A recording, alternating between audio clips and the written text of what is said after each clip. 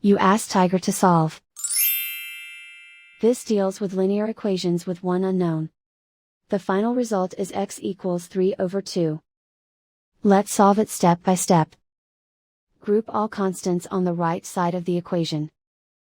Subtract 36 from both sides.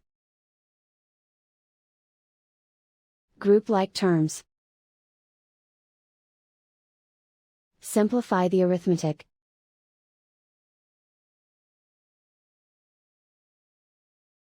Isolate the x. Divide both sides by -24. Cancel out the negatives. Simplify the fraction. Cancel out the negatives. Find the greatest common factor of the numerator and denominator. Factor out and cancel the greatest common factor. And so the final result is x equals 3 over 2.